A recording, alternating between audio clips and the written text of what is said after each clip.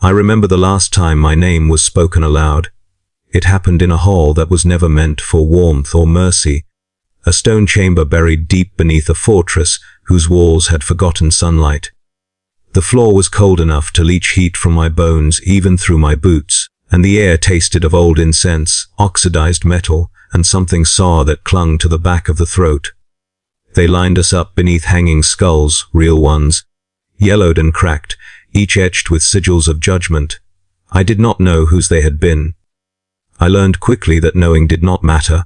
A voice began to speak from somewhere above us, amplified by hidden vox grills embedded in the walls. It did not use my name. It used a number, a designation, and then a pause that felt deliberate, like a blade held just before the cut.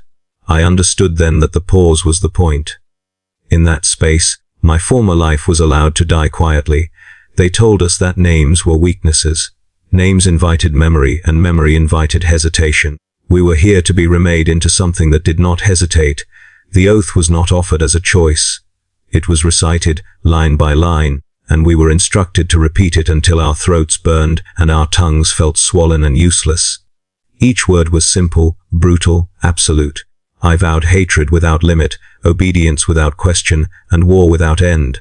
I swore never to rest while enemies remained, never to retreat while breath still filled my lungs, and never to doubt the righteousness of the cause placed before me. When my voice cracked, a shock rod struck my ribs, a reminder that pain was preferable to imperfection. Above us, the skulls seemed to watch. Their empty sockets felt accusing, as if they were measuring our worth and finding it insufficient. I smelled candle wax melting onto stone, heard the slow grind of machinery somewhere behind the walls, and felt the oppressive weight of expectation settle onto my shoulders. The chamber was designed to do that. Every surface angled inward, every arch curving like a clenched fist. Even the light, dim amber, filtered through smoke, felt heavy, pressing down rather than illuminating. This was not a place to inspire hope. It was a place to extinguish it. When the oath was complete, they made us kneel. Chains descended from the ceiling, cold links biting into our wrists and collars. A robed figure moved down the line, face hidden behind a metal mask, shaped like a stylized skull. I could hear their breathing through the vox filter, steady and emotionless.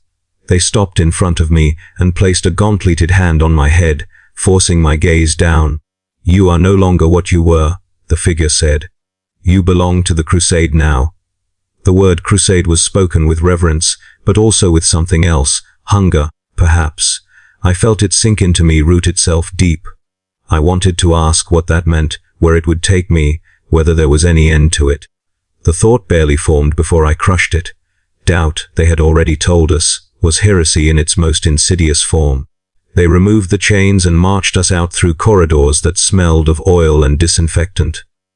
I caught glimpses of doors marked with warning sigils, heard distant screams echoing through vents, and felt the vibration of massive engines thrumming somewhere far above. This fortress was alive, in its own way, and it did not care whether we survived our transformation. Later, how much later, I could not tell. They shaved my head, stripped away my clothing, and burned identification marks into my skin. Each mark replaced something I had once recognized as myself. My family name vanished first. My place of birth followed. Even my age became irrelevant, reduced to a data, slate entry that no one would ever read aloud. They taught us early that mercy was weakness.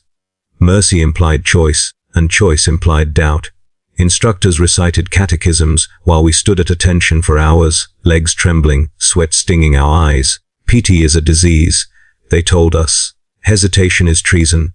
We repeated the phrases until they lost meaning and became instinct. At night, if it was night, the lights never changed. We lay on metal slabs in rows, listening to the sound of distant machinery and the muffled prayers of those who could not sleep. I learned to sleep quickly, deeply, because exhaustion was a tool they used against us. Those who faltered were punished publicly, dragged into the center of the hall, and corrected with blows and scripture. Correction was always framed as kindness. Survival proved worthiness. I began to understand that the oath had not merely taken my name, it had taken my future. There was no vision of peace offered, no promise of rest or reward. The only assurance was that the war would continue and that we would be part of it until we broke or were broken. Strangely, that certainty brought a kind of relief. In a universe of endless bureaucracy and shifting decrees, the simplicity of it was almost comforting. Hate the enemy, obey orders, endure, repeat. I clung to belief because belief was all I had left. Belief that the suffering had purpose. Belief that the oath meant something beyond the pain. Belief that if I followed it perfectly, I would not have to think about the life that had been burned away behind me. By the time they led us toward the training halls, I no longer tried to remember my name. The oath echoed louder in my mind than any memory ever had. I belonged to something vast and uncaring now, something that would never explain why it needed me. And that, I would soon learn, was the point. They did not call it training. Training implies improvement, a patient shaping of raw material into something refined. What they did to us was closer to processing, like ore shoved into a furnace until everything soft burned away, and only the useful metal remained.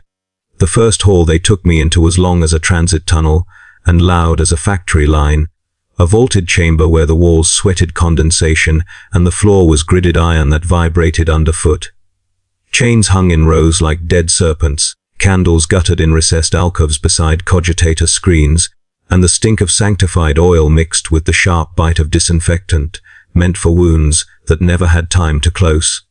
I learned the rules quickly, because rules here were not explained, rules were enforced. Sleep was rationed like ammunition. Food came as grey paste in stamped metal trays, served with a blessing and swallowed without taste.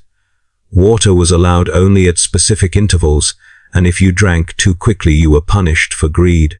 Every breath seemed regulated by someone with a data, slate and a cold eye. Every hour accounted for in a schedule that felt less like planning and more like a sentence. The first lesson was posture. They lined us in rows beneath banners stitched with scripture. Not prayers meant to soothe, but prayers meant to harden. We stood at attention while instructors walked along the line, armored boots ringing against the metal floor. When a man's knees trembled, a shock, prod kissed the back of his thigh. When someone blinked too long, a baton struck the side of his helmetless head. Nobody cried out, not because we were brave, but because we had already learned that sound was weakness, and weakness was something they could smell. A robed attendant, one of the clergy, or something close to it, moved between us swinging a censer on a chain. The smoke poured over our faces, sweet and choking, and I tasted it in my teeth for hours afterward. Breathe it in. The attendant murmured through a Vox grill. Let it replace the stink of your former life. I did as I was told. I did everything I was told, because disobedience here was not corrected with conversation. Disobedience was corrected with pain, and pain was delivered with the certainty of a machine. When they finally allowed us to move, it was not into freedom, but into drills so repetitive they felt like punishment disguised as purpose.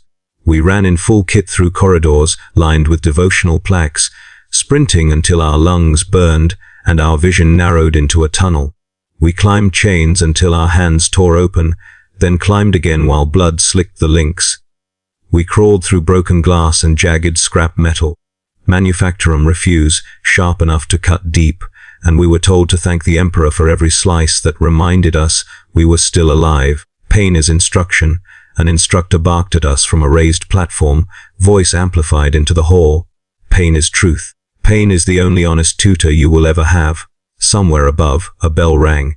It was not a signal for rest. It was a signal for the next ordeal. They took us into a chamber they called the Chapel of Correction.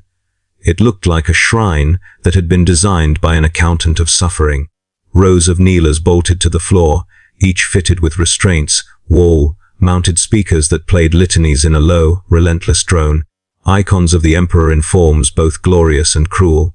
The light here was dim, made from candles and emergency strips, and it painted everything in sick amber. We were ordered to kneel.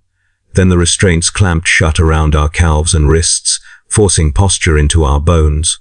For hours we recited prayers, not the simple ones a hive laborer might whisper before a shift, but long, formal catechisms with archaic words and precise pauses. The point was not devotion, it was control. If you stumbled over a syllable, a lash cracked. If your voice broke, a shock ran through the kneeler's metal frame into your joints. If you stopped, even for a breath, the punishment escalated until you remembered. I remember one man beside me, his face pale, his lips split from dryness, trying to whisper the words through trembling teeth. He fell silent for a moment, just a moment, and the instructor noticed. The instructor always noticed. They dragged him to the front and made him repeat the oath of obedience until his voice became a rasp. Then they made him hold his arms outstretched while weighted chains were hooked to his wrists. "You will learn what endurance is," the instructor said, almost gently. "You will learn what you are for." The man lasted 8 minutes before his shoulders dislocated. He did not scream. He only shook and wet himself and stared forward with eyes so wide they looked like glass. When they finally unhooked him, they praised his progress and carried him away like broken equipment. We never saw him again. Nobody asked where he went, because asking was a kind of doubt, and doubt was heresy. After prayer came surgery. They did not frame it as surgery, of course. It was augmentation, reinforcement, sanctification of the flesh. A sterile corridor led to the medical halls, and the smell changed there, less incense, more antiseptic and iron. The lights were brighter, cold, white, with a buzzing hum that made my teeth ache. Servitors rolled past on squealing treads, metal arms ending in saws and injectors and clamps. They had faces once, I think.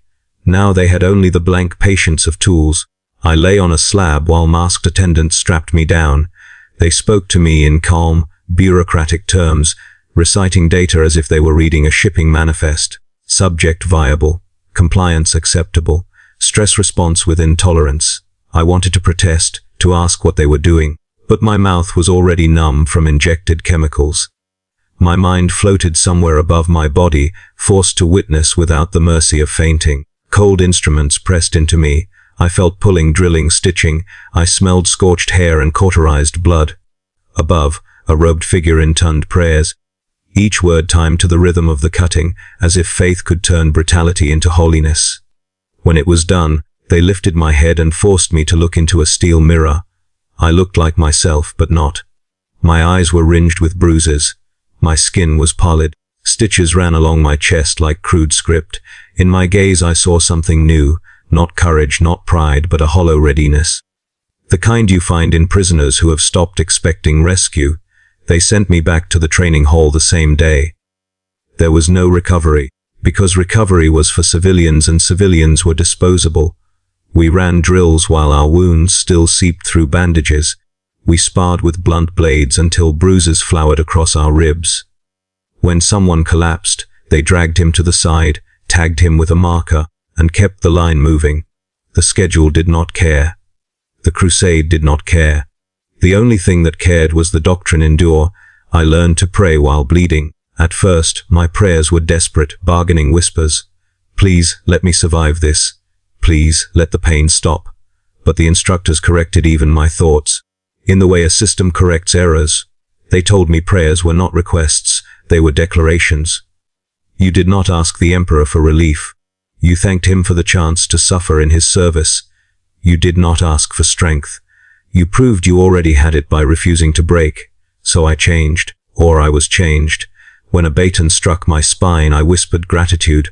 When my lungs screamed during a forced march, I repeated litanies in my head until the noise of my own suffering became background. When I bled, I treated it as proof that I was being refined. I began to fear comfort, because comfort felt like softness, and softness felt like sin. Rest became the enemy. The rare moments they allowed us to sit, our backs straight and hands on knees, felt like traps. I would listen to the quiet, if it could be called quiet, with engines thrumming and distant screams filtering through vents, and my mind would try to wander back to old memories. Faces, streets, a sky that wasn't steel. Each time it did, I slammed the memory down with prayer, as if crushing insects under a boot. Because memory made me feel, and feeling made me human. And human was the first thing they were grinding out of me. By the end of that first cycle, days, weeks, I cannot say, I understood the true purpose of the halls. They were not just forging warriors, they were forging obedience so absolute it would survive fear, pain, even death. The drills, the prayers, the punishments. None of it was meant to build me up. It was meant to make me inevitable, like a weapon that swings because it has been swung, because it cannot imagine doing anything else. I was still alive. That was the only mercy I was permitted. And even that mercy came with a cost. Each day I survived, I became less capable of imagining any life beyond this one. The oath had taken my name. The halls were taking everything else. The first time I saw the void, it was not as wonder but as absence, a blackness so complete it felt less like space and more like a wound cut into reality itself. We were marched aboard the warship in silence, boots ringing against deck plating that vibrated with the pulse of engines older than any living memory. The air inside tasted recycled and stale, thick with machine oil, incense, and the faint metallic tang of old blood that no amount of scrubbing ever seemed to remove. This was not a vessel meant for comfort. It was a delivery system for violence. They told us we had no home now. The ship was not our home. The fleet was not our home. Even the crusade was not our home. Home, they said, was a concept for those who expected to return somewhere. We were not expected to return. We were expected to continue. I slept in a narrow alcove carved into a bulkhead, barely wide enough to lie flat. The metal was cold and unforgiving, and every vibration from the engines traveled straight through my spine. Around me, others lay in similar slots, ranks of armored bodies waiting for the next summons. There was no privacy, no quiet. Somewhere always, machinery groaned. Somewhere always, prayers murmured through vox speakers in a low, relentless cadence, reminding us that vigilance was worship. Time lost meaning quickly. There were no windows in the barracks, no cycles of light and dark to mark passing hours. Only alarms, bells, and orders broke the monotony. I learned to measure time by the ache in my joints and the frequency with which we were roused for drills or battle prep. Sleep came in short, shallow bursts, haunted by dreams of marching corridors and endless gunfire. When I woke, I sometimes did not remember where I was, only that I needed to be ready. The fleet never lingered. We translated from the void into system after system, each arrival heralded by a shudder that rattled teeth and rattled faith. Through briefings delivered in stark chambers lit by hololithic displays, we learned our targets in abstract terms: contamination, resistance, deviation. Worlds were reduced to data, points, and threat assessments. Lives became numbers on a slate, expendable by default. When we made planetfall, it was never gentle. Drop craft slammed into scorched earth or ferrocrete plazas, their ramps dropping before the dust had settled. The smell of the worlds we invaded clung to me long after we left: ash, rot, promethium smoke, fear.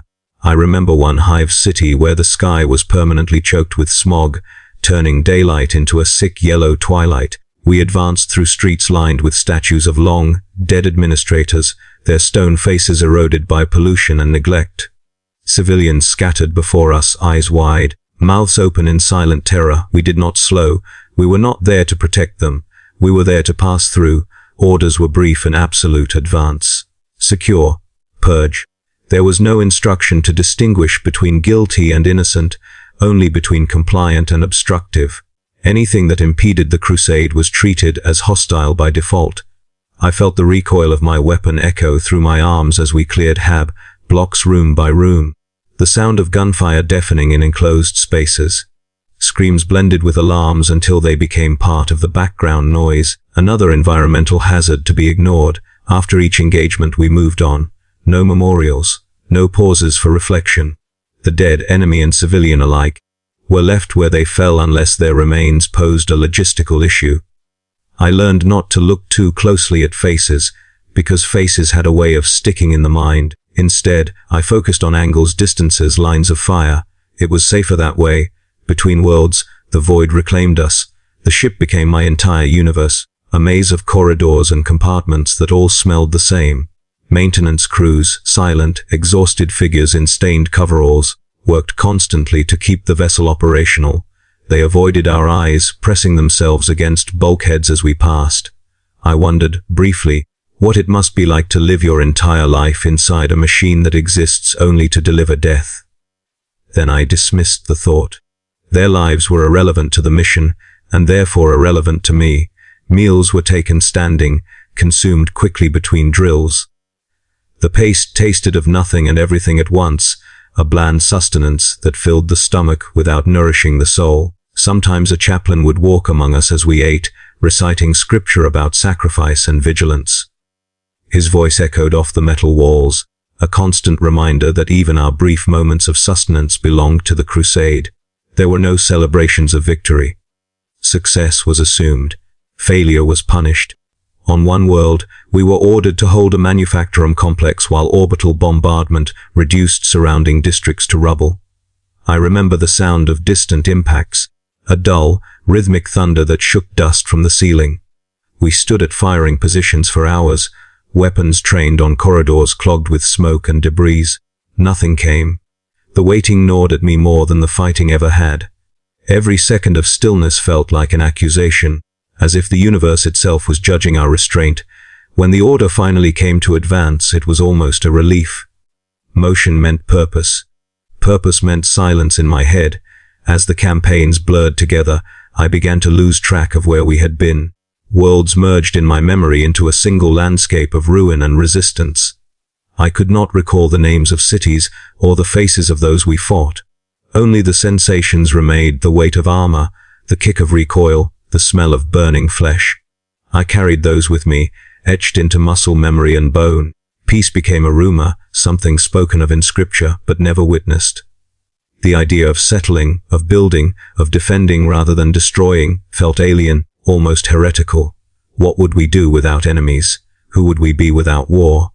The thought made me uneasy, so I buried it beneath routine and ritual. Every quiet moment aboard ship felt dangerous. In the absence of immediate orders, my mind tried to wander, to question. Why this world? Why this target? Why us? I learned to fill those gaps with prayer, reciting litanies under my breath until the questions dissolved into rote phrases. Silence was a breeding ground for doubt, and doubt was a weakness I could not afford. I realized then that the void was not just the space between stars. It was the space inside me where anything resembling a former self had been stripped away. In that emptiness, the crusade thrived, filling every corner with purpose imposed from above. There was no shelter from it, no home to return to. Only the next translation, the next planet, the next order waiting to be obeyed. And as the fleet surged forward once more, engines roaring like caged beasts, I understood that this endless motion was the design. To keep us moving, fighting, burning, until there was nothing left to question, only the certainty of war, stretching on forever. I stopped counting battles when I realized the numbers meant nothing. Each engagement bled into the next, stitched together by orders barked through vox and prayers recited over cooling barrels. The crusade did not advance in chapters or campaigns the way the histories described it. It advanced like an infection, spreading, consuming, never satisfied. Wherever we went, there was always another front, another purge deemed incomplete, another enemy declared intolerable. The first ash plain I fought on taught me what the crusade truly was. The ground had once been farmland, or perhaps a settlement. There were half-buried foundations beneath the grey dust, outlines of structures worn smooth by bombardment. The sky was the color of old bone, choked with drifting particulate that rasped against my armor and clogged filters within hours. We advanced in formation, boots sinking into ash that puffed up around our legs like the world itself was exhaling its last breath. There was no speech before the advance. No rousing words, just a single command and the grinding whine of weapons powering up. Across the plain, shapes moved, enemy forces, reduced to silhouettes by distance and smoke. I did not know what they believed, what they feared, or what they hoped to defend. I knew only that they were in the way. We fired until the barrels glowed dull red. Bodies fell and vanished beneath the ash, leaving no mark of their passing. When we reached the far edge of the plain, there was nothing left but silence and drifting cinders. No signal of victory sounded. No marker declared the field secured. We simply received new coordinates and turned, marching toward the next objective, as if the last one had never existed. Inside hive cities, the crusade felt tighter, more claustrophobic. Corridors and streets funneled us forward, walls rising on either side like the inside of a throat. The air was thick with smoke, alarms, and the coppery scent of blood. Every surface was scarred by conflict, impact marks, scorch lines, hastily daubed symbols of faith or defiance. We moved through it all with methodical inevitability, clearing level after level. Orders came through in clipped phrases: advance, hold, purge. There were no explanations, only expectations. I learned to read the tone of the command to gauge how much resistance was anticipated, how many of us would likely fall. It became a form of literacy, a way to prepare myself emotionally for loss without ever acknowledging it as such. We counted victories in territory reclaimed and resistance eliminated, not in lives preserved. The concept of saving someone felt foreign, almost quaint. When civilians were encountered, they were herded aside if compliant, removed if obstructive. Compliance was judged quickly and without appeal. I remember a group of laborers pressed against a wall, hands raised, faces streaked with soot and tears. They were cleared to pass after inspection, stumbling away in silence. I did not watch them go. Watching invited thought, and thought invited weakness. In manufacturing districts, the fighting took on a different rhythm. The machines there never stopped, even as war raged through their halls. Conveyor belts rattled overhead, carrying half-finished components past gunfire and explosions. Steam vents hissed like wounded animals. The walls wept rust and condensation, slicked beneath our gauntlets as we took cover. The enemy fought desperately in those places, perhaps believing the machinery worth defending. To us, it was just another environment to be sanitized. I remember one particular hall, vast and cathedral-like, where towering presses loomed like execution devices. The floor was littered with spent casings and shattered augmetics. As we advanced, the press cycle resumed without warning, slamming down on bodies caught beneath it. The sound was wet and final. No one commented. The machines were following their programming. So were we. As the crusade continued, I noticed something change in myself. Not suddenly, not dramatically, but like erosion, slow, constant. At first I had wondered who the enemy was, what crime had warranted such total destruction. Later, I stopped asking. Eventually I stopped caring that I had stopped asking. Hatred became easier than curiosity. It required less effort, less emotional risk. Hatred fit neatly into the framework they had given us: an endless supply of enemies, an endless justification for violence. Whether the foe wore rags or armor, whether they fought with desperation or fanaticism, made no difference. They were obstacles. Obstacles were to be removed. The crusade had no final objective, no promised conclusion where we could stand amid the ruins and declare it complete. Every success revealed another failure elsewhere, another front opening as soon as one closed. The momentum carried us forward relentlessly, like a machine that could not be powered down without catastrophic consequence. Between engagements, we were lectured on vigilance. Commanders reminded us that complacency was treason, that the enemy thrived in moments of rest. Chaplains reinforced the message with scripture, twisting ancient words into warnings about eternal vigilance. There is no peace, they told us. There is only war. The phrase ceased to sound like metaphor. It sounded like policy. I watched brothers fall beside me, cut down by gunfire or crushed beneath collapsing structures. Their bodies were marked, recorded, and moved aside if practical. If not, they were left where they lay. The crusade could not slow for the dead. The living were expected to close ranks and continue without hesitation. I felt a flicker of something when it happened, an echo of grief, perhaps, but it was quickly smothered beneath training and necessity.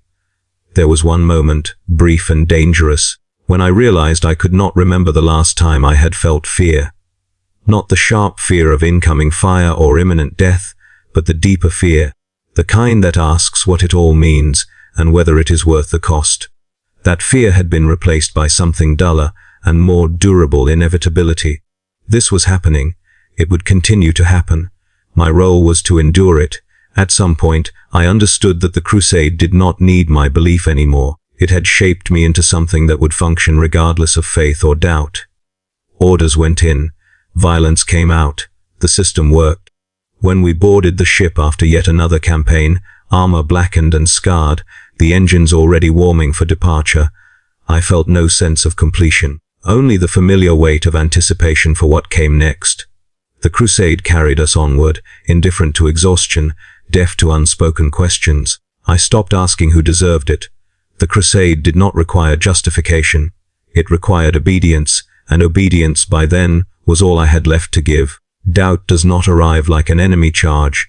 It does not announce itself with alarms or muzzle flashes. It comes the way rust comes to sacred metal, quietly, patiently, feeding on the smallest imperfections until the whole structure feels brittle beneath your hands. For me, doubt first appeared in the spaces between orders.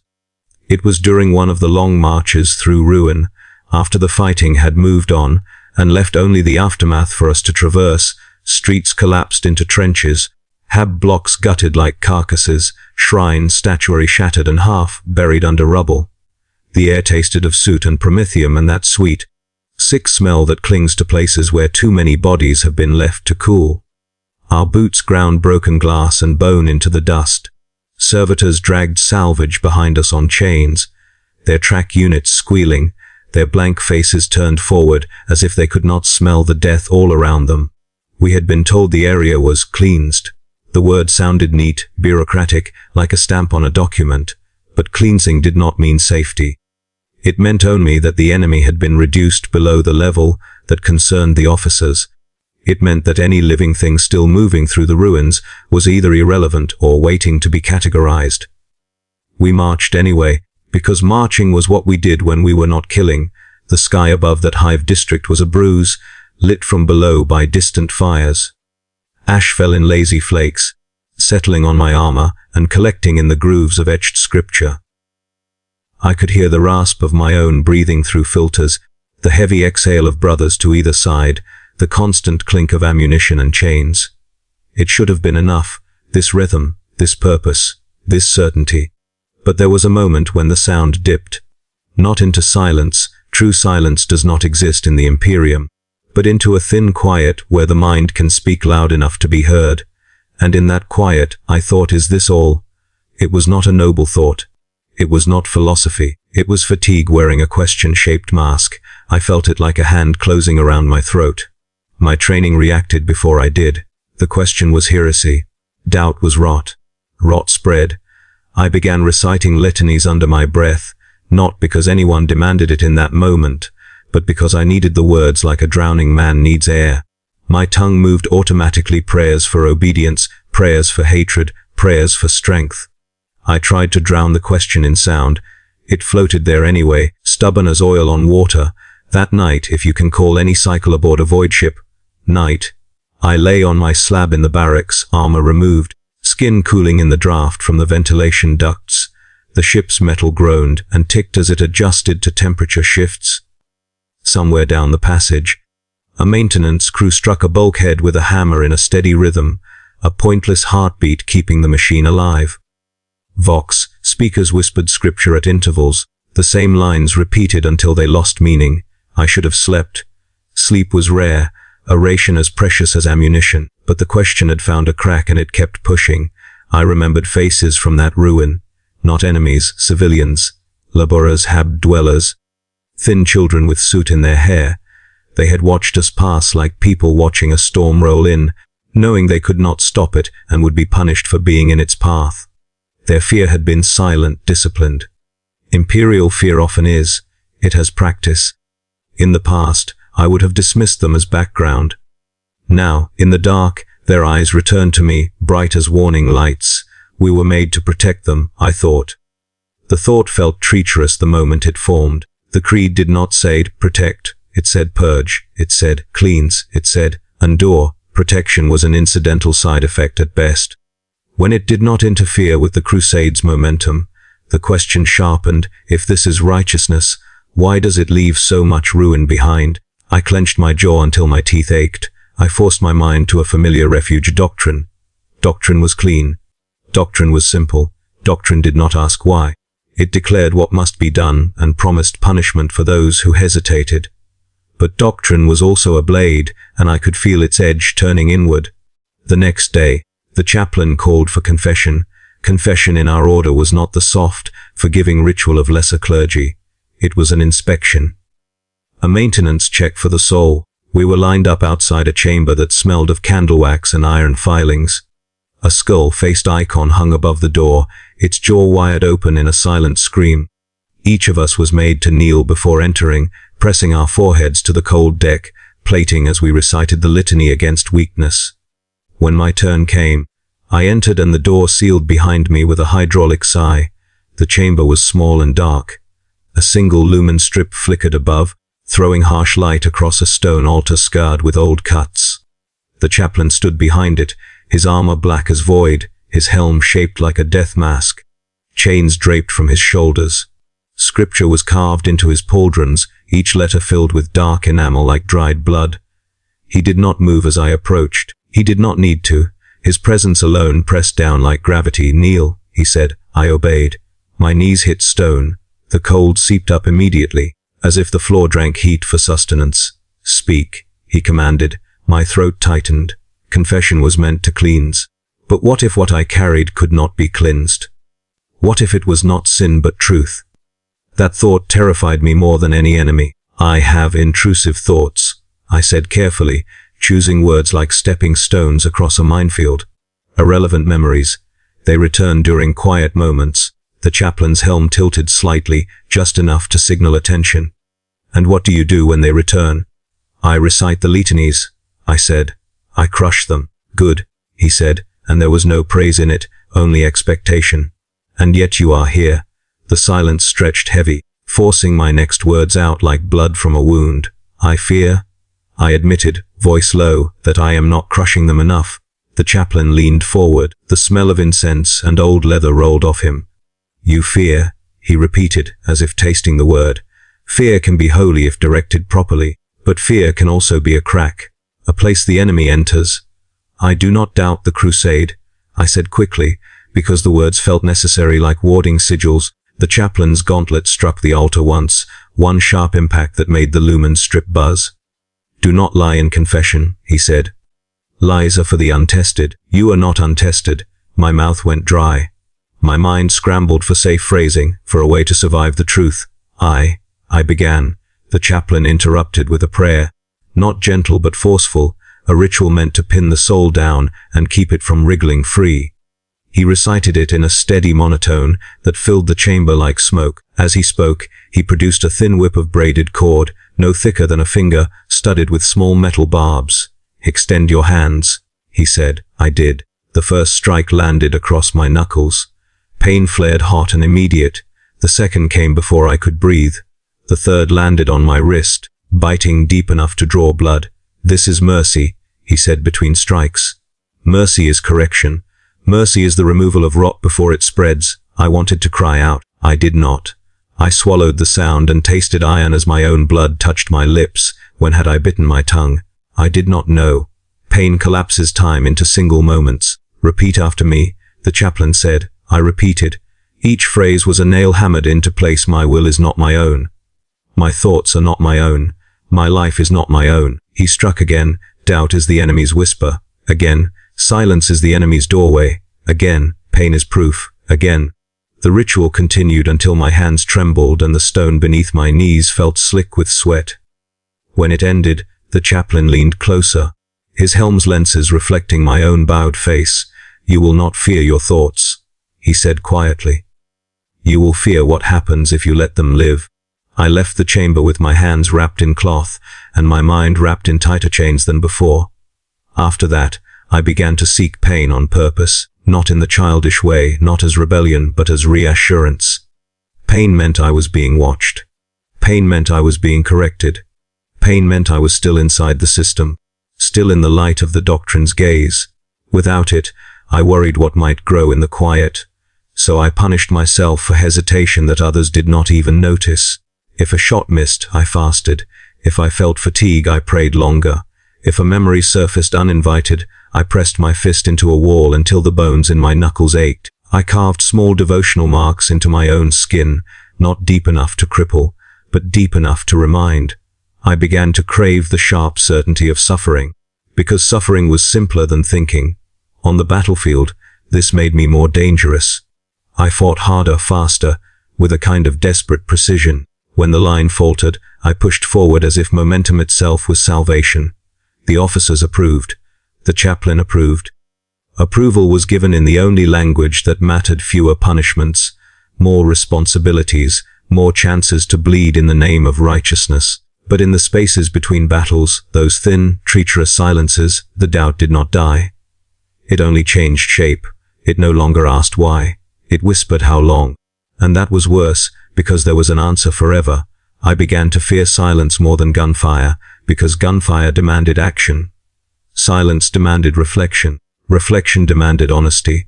And honesty, in the Imperium, is often indistinguishable from heresy. So I filled the silence with prayer until prayer felt like grinding teeth, until scripture became less like comfort and more like a weapon I held to my own throat. I told myself this was faith, and maybe it was, or maybe faith, sharpened too long and too hard, becomes something else entirely. Something that cuts the hand that wields it, and keeps cutting long after you've forgotten why you raised it in the first place. We called each other brothers because that was the word written into the catechisms. It was carved into the metal plates above our sleeping alcoves, stitched into banners that hung over the training halls, etched into the seals we pressed to our armor before battle. Brother. It sounded warm in the mouth, like it belonged to hearth fires and shared meals and laughter that did not feel like a sin. But in the crusade, brotherhood was not warmth, it was function. It was a chain made of living bodies, each link expected to hold, each link replaceable when it snapped. I learned this in a corridor that smelled of damp stone and burned insulation, deep inside a hive's lower levels. The ceilings were low enough that our helmets nearly brushed pipes slick with condensation. Somewhere above, machinery thundered, massive manufacturum engines still running even as the city died around them. We advanced in a tight column, weapons raised, auspex pings flickering in our displays. The air was hazed with smoke and chemical fumes that made every breath taste like rusted copper. The enemy was ahead, shapes moving behind barricades of scrap and broken shrine statues. They fired blindly into the corridor, shots cracking against our armor, sparks bursting where rounds struck ceramite. We returned fire in measured bursts, disciplined, controlled. We did not shout. We did not curse. We recited litanies through clenched teeth, each prayer timed to the recoil. A brother beside me, close enough that I could hear the rasp of his breathing, took a round through a joint seam. The impact was small, almost delicate, but it found flesh. He jerked, stumbled, and his weapon swung off target. Blood spattered the wall, dark and hot. He fell.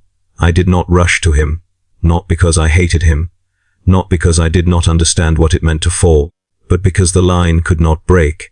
The corridor was narrow. If I bent down, I would block those behind me. If I stopped, the enemy would press forward. The crusade did not permit pauses for compassion. I stepped over him. I remember the sound, my boots scraping against his armor as I cleared his shoulder. A small, humiliating noise in the middle of gunfire. His hand twitched, fingers clawing at the air as if trying to grab my ankle. Perhaps he was reaching for help. Perhaps he was only spasming. Either way, I did not look down long enough to know. The Vox in my helm clicked once, an alert that a life sign had dropped from stable to critical, a data point, a status update, something to be recorded later if there was time. We pushed forward. The enemy line broke, the corridor filled with their bodies and the stench of ruptured organs. When the fighting ended, we stood amid the mess, armor spattered, weapons still hot. The brother I had stepped over lay behind us, out of sight around the bend. No one asked about him, not because no one cared, but because caring did not change the schedule. Later, when we regrouped, a serf approached with a slate, eyes downcast. Casualty report. He murmured, voice shaking. He read a designation code. The code belonged to the brother who had fallen. He did not read a name. Names were for weakness. Recovered. An officer asked. The serf swallowed. Negative, corridor collapse. Retrieval not advisable. The officer nodded once. Logged. That was all. Logged. A brother reduced to a line item. I felt something in my chest then, a pressure like a bruise being pressed. It was not grief, not yet. It was irritation, sharp, ugly, shameful irritation that he had fallen in such a way, in such a place, where retrieval would cost time. The thought came uninvited, and when I recognized it, it made me cold. This is what the crusade makes of you, I realized. It turns your heart into a tool and measures its worth by efficiency. We lived together in the holds of the ship, trained together, bled together, prayed in the same echoing chapels. Yet we rarely spoke beyond what was necessary. Conversation invited personality, and personality invited attachment. Attachment made loss painful, and pain that distracted from duty was unacceptable. When we did speak, it was in the language of function. Ammunition counts, formation notes, maintenance warnings. A brother might slap your shoulder plate before a drop, a gesture meant to stand in for everything else, or he might press a purity seal into your palm, wax still warm, muttering a short blessing.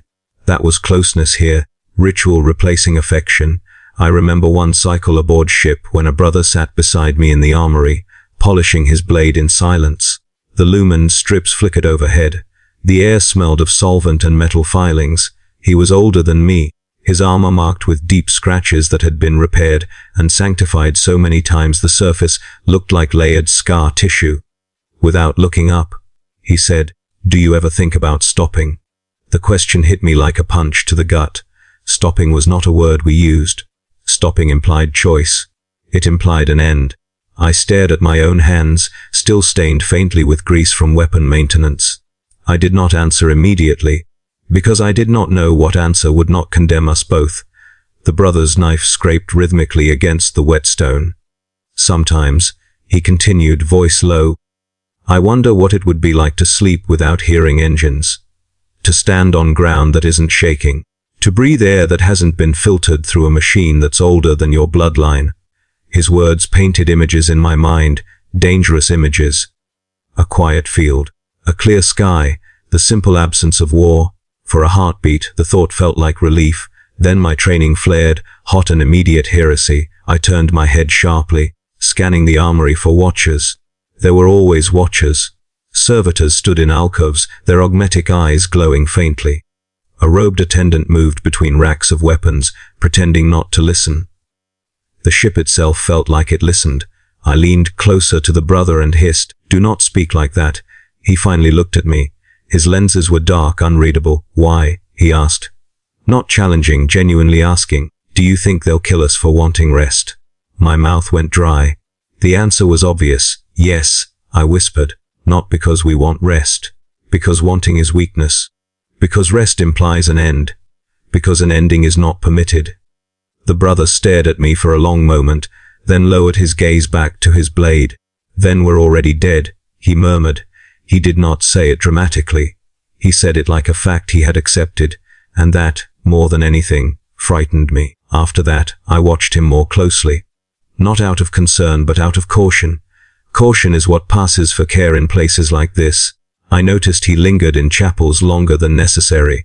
I noticed he volunteered for the most brutal front, line assaults, as if seeking an honest death rather than a slow hollowing out.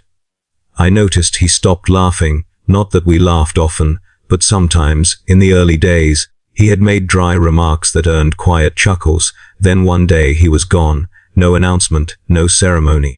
Just an empty sleeping alcove and a missing designation on the roster. When I asked a serf, carelessly, without thinking, the serf flinched and looked away. "Reassigned," he whispered, and refused to say more. Reassigned could mean anything. It could mean punishment. It could mean execution. It could mean a penitent mission from which no one returns. It could mean the chaplain had decided his soul required correction, beyond what the ship's chapels could provide. I never found out. And that was the point. Not knowing kept me compliant. Not knowing kept me afraid. We were brothers who could not stop, because stopping meant thinking, and thinking meant seeing the truth, that the crusade did not love us. It used us. It sharpened us. It spent us. It replaced us. The word brotherhood was a paint layer over machinery, meant to make the grinding sound like singing. In battle, we moved like a single organism. If one of us fell, the rest flowed around the gap. In the ship's corridors, we passed each other with silent nods, exchanging brief prayers like coded signals. We did not ask how someone was. We asked if their weapon was ready. The living were measured by endurance, not by humanity. I began to understand that survival itself was not the goal.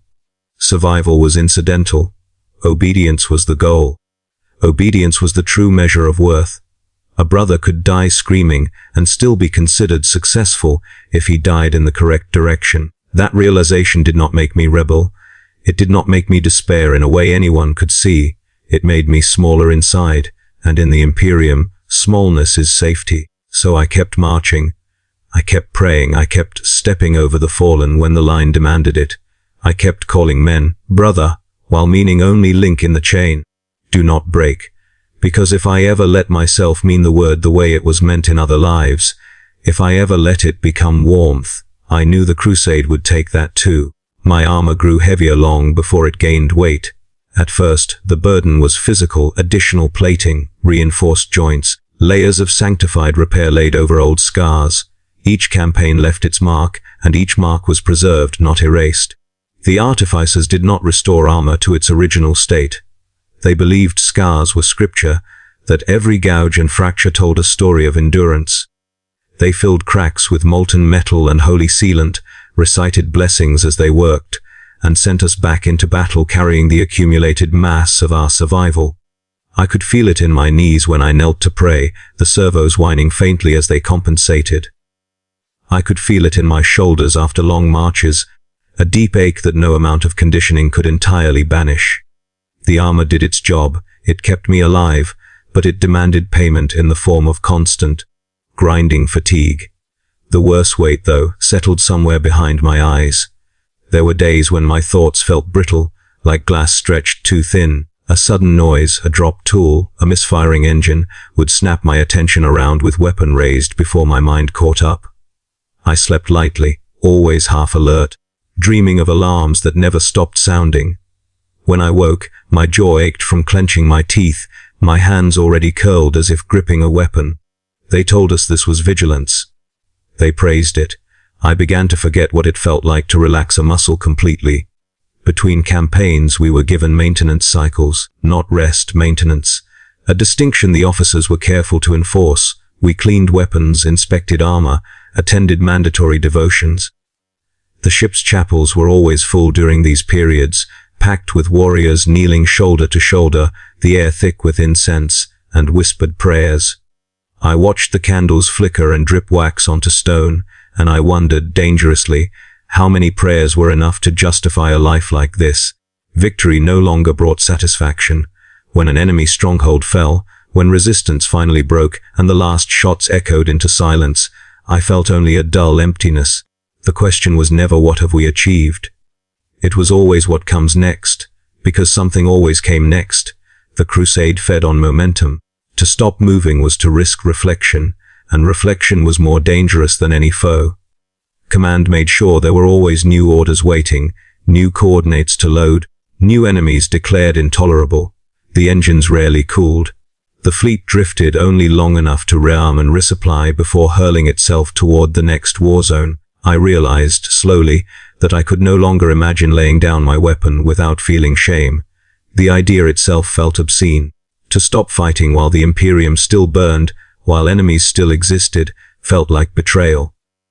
My hands twitched when I thought about it, as if expecting punishment. The oath had rewired something fundamental inside me. Violence was no longer an action I took, it was a state I inhabited. During one campaign, we were ordered to hold a fortified position while Allied forces withdrew. The enemy assaulted us in waves, hurling themselves against our lines with reckless determination.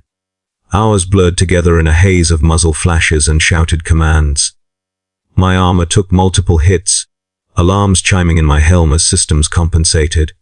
I fought on, moving from cover to cover, striking where the line threatened to break. At some point, exhaustion crept in, not the sharp, immediate fatigue of overexertion, but a deeper weariness that made every movement feel deliberate and slow. My vision narrowed. My breathing grew ragged. For a heartbeat, I considered falling back, just a step, to catch my breath. The thought terrified me, not because it might get me killed, but because it felt like surrender. I roared a prayer instead and surged forward, pushing past the edge of what my body could sustain. Pain flared in my joints. Warning signals screamed in my helm, but I ignored them. Pain was familiar. Pain was proof. Pain meant I was still fulfilling the oath. We held the position. The enemy broke. Reinforcements arrived. When it was over, I stood amid wreckage and bodies, weapon lowered, armor blackened and cracked. A medic servitor approached, tools clicking, and began assessing damage. Subject functional. It droned. Recommend extended maintenance. Extended maintenance meant time off the line, time to sit, time to think. I declined. The officer overseeing the sector raised an eyebrow at that, but said nothing. Refusal was rare, but it was framed as zeal, and zeal was valued. I was reassigned to immediate redeployment instead, armor patched just enough to keep me operational. That night, alone in my alcove, I tried to remember why I had refused. Part of me claimed it was duty. Another part whispered that I was afraid. Afraid of stillness. Afraid of what might surface if I were forced to stop and feel the accumulated weight of years spent killing on command. My body bore the cost openly. Old injuries flared in cold environments. My grip sometimes trembled after prolonged engagements, fingers stiff and unresponsive until I forced them to move. The artificers offered augmetic replacements as solutions, clean, efficient, sanctioned. I accepted some, others I refused, clinging to the idea that what remained of my flesh anchored me to something real. The mental cost was harder to measure. I found myself less able to distinguish between threats and obstacles. Everything became something to be overcome, pushed aside, neutralized. When a door jammed, I struck it harder than necessary. When a subordinate hesitated, I corrected them sharply, hearing echoes of instructors long gone in my own voice. I was becoming what had shaped me, perpetuating the cycle without question. The chaplains praised this transformation. They spoke of tempering, of the removal of weakness, of the joy found in complete submission to purpose. I nodded along, reciting the expected responses. But inside there was a growing hollowness. Not doubt, exactly. Doubt had been beaten out of me too thoroughly for that, but fatigue of a deeper sort. A fatigue that whispered, "You will never be done." One cycle, while standing watch in a dim corridor, I caught my reflection in a polished panel. The lenses of my helm stared back at me, glowing faintly. For a moment, I imagined removing the helmet, seeing my own face again. I wondered what expression I would find there. Rage. Devotion. Nothing at all. The idea frightened me enough that I turned away. The oath had never promised glory. It had never promised rest. It had promised only that I would continue until I could not. The cost of never yielding was not death. Death would have been simple. The cost was endurance without relief, survival without reward. I understood then that the crusade did not need to kill me to claim me completely. It had already taken everything that mattered. What remained was a body that moved forward, because it no longer knew how to stop. And in that realization, bleak and heavy, I felt the last illusion of choice crumble away. I speak now without expecting absolution. There is no confessor listening on the other side of this admission, no robed figure waiting to weigh my words and decide whether they are worthy of forgiveness or fire. What remains of my voice is for myself alone, a quiet accounting conducted in the thin spaces between orders. I have learned not to hope for an ending. Hope implies resolution, and resolution is a concept the crusade does not recognize. The war continues because it must. I continue because I no longer know how not to. I am older than I should be, not in years but in erosion. My body is a patchwork of scar tissue and sanctioned replacements. My armor a layered history of repairs that have obscured its original lines. The machine's spirits within it whine and mutter constantly, like tired animals forced to run long past their natural limits. When I move, there is always resistance, metal against metal, flesh against augmentation, will against exhaustion. I feel it most in the quiet moments, when there is nothing to aim at, and no command filling my ears.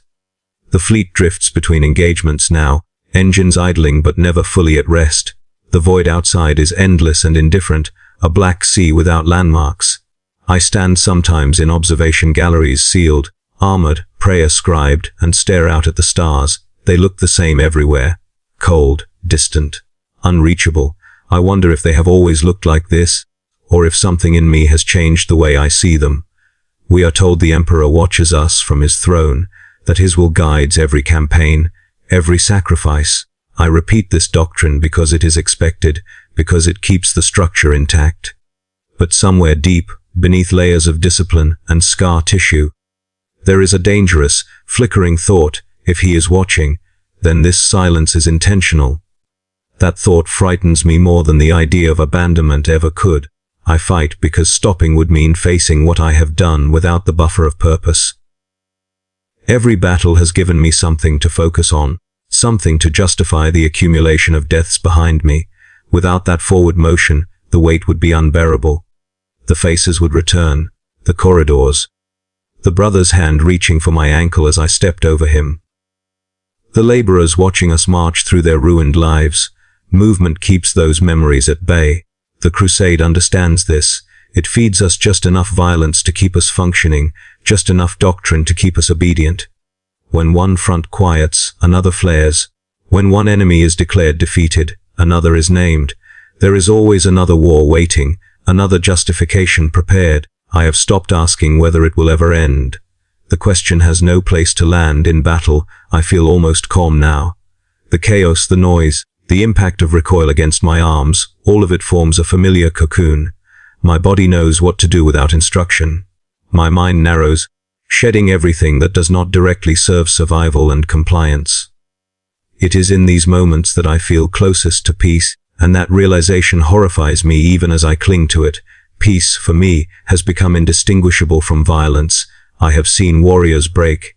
Some shatter loudly, collapsing under the weight of doubt or injury until they are removed and re-signed.